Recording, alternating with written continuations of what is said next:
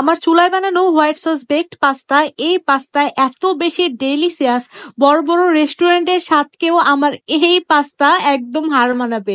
আমি বাসায় এই পাস্তাটা করলে সবাই অনেক বেশি হ্যাপি হয়, কজ এইটা রেস্টুরেন্টের থেকেও অনেক বেশি ডেলিসিয়াস অ্যান্ড অনেক বেশি মজা। আর এই যে হোয়াইট সস, এই হোয়াইট সসটা আমি একদম আমার মনের মতো করি, যার জন্য এই পাস্তাটা একদম পারফেক্ট হয়। আপনারা বিশ্বাস করবেন কিনা জানি না, আমার হাতে এই পাস্তাটা একদম বেস্ট হয়। রেসিপি শিখে রাখুন, কারণ এই পাস্তা যাকেই খাওয়াবেন তারাই আপনার ফ্যান হয়ে যাবে। প্রথমেই ফুটন্ত গরম পানির ভেতরে হালকা একটু তেল দিয়ে দিয়েছিলাম। তারপর এই পাস্তাগুলোকে আমি ঘড়ি ধরে 9 মিনিটের মতো একদম ফুটিয়ে নিয়েছি। 9 মিনিটে পাস্তাগুলো আমার একদমই সিদ্ধ হয়ে গিয়েছে। এখন এগুলোকে নামিয়ে নিলাম। এখন অন্য একটা পাত্রে দিয়ে দিলাম হইতেছে গিয়া ঘি। এখানে আমি 1 টেবিল চামচের মতো ঘি দিয়েছি। আপনাদের বাসায় যদি বাটার থাকে তাহলে এখানে বাটারও দিতে পারেন।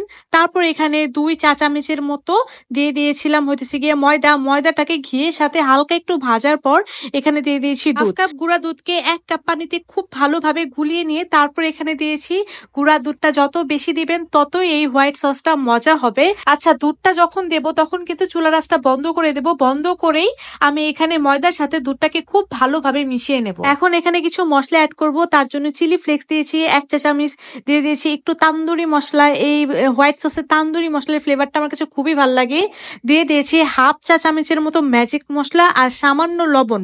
ম্যাজিক মশলাটা অবশ্যই অবশ্যই অবশ্যই দিবেন, কারণ এই ম্যাজিক মশলা দেওয়ার কারণেই কিন্তু হোয়াইট সসটা অনেক বেশি মজা হবে। তারপর চুলা রাসটাকে জ্বালিয়ে এটাকে এরকম নেড়ে চেড়ে যখনই দেখবেন যে এটা একটু ঘন কনসিস্টেন্সিতে চলে এসেছে, তখনই এটাকে নামিয়ে ফেলবেন। আর এই হোয়াইট সসটা অসম্ভব রকম মজা হয়।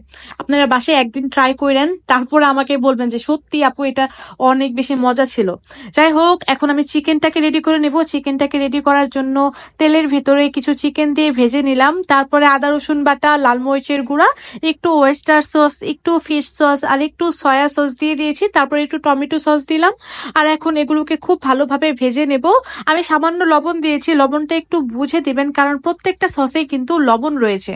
তারপর এটাকে খুব ভালোভাবে ভাজার পর আমাদের সে যে সিদ্ধ করে রেখেছিলাম পাস্তাগুলো, সেই পাস্তাগুলোকে দিয়ে দিলাম। দিয়ে এটাকে খুব ভালোভাবে নেড়ে চেড়ে ভেজে নেব। সবশেষে এখানে ক্যাপসিকাম দিয়ে দিয়েছি ফ্লেভারের জন্য। তারপর বাকি যে ম্যাজিক মশলাটা ছিল, একটা ম্যাজিক মশলার অর্ধেক হোয়াইট সসে দিয়েছি, আর যে বাকি ছিল সেটা কিন্তু এখানে দিয়ে এটাকে নেড়ে চেড়ে ভেজে নিলাম। একদম শেষ মুহূর্তে এখানে হোয়াইট সস দিয়ে দিব। হোয়াইট সস দিয়ে এটাকে একদম নেড়ে চেড়ে মিশিয়ে নেব। দেখতেই পাচ্ছেন এটা হোয়াইট সস দেওয়ার পর এটা কত বেশি ডেলিসিয়াস লাগতেছে। এটা আমার কাছে এরকম এমনি এমনি খেতে অনেক বেশি বেশি বেশি মজা লাগে। যাই হোক, আজকে এটাকে আমি বেকড পাস্তা বানাবো। একটা সিরামিকের বাটিতে আমি পাস্তাগুলোকে নিয়ে নিয়েছি। তারপর উপর দিয়ে দিয়ে দেবো অনেকগুলা মজারেলা চিজ। চিজ যত দিবেন এটা খেতে ততই ভালো লাগবে, কারণ আপনারা সবাই জানেন চিজ খেতে অনেক বেশি মজা। তারপর এটাকে 10 মিনিটের মতো একদম লো মিডিয়াম আঁচে বসিয়ে রাখলেই চিজটা গলে যাবে। আর চিজটা গলে গেলেই কিন্তু আমাদের বেকড পাস্তা চুলায় একদম রেডি হয়ে যাবে, কোনো ওভেনেরও দরকার পড়বে না। তো এটা কে কে বাসায় ট্রাই করবেন বলেন তো? এটা কিন্তু অসম্ভব মজা।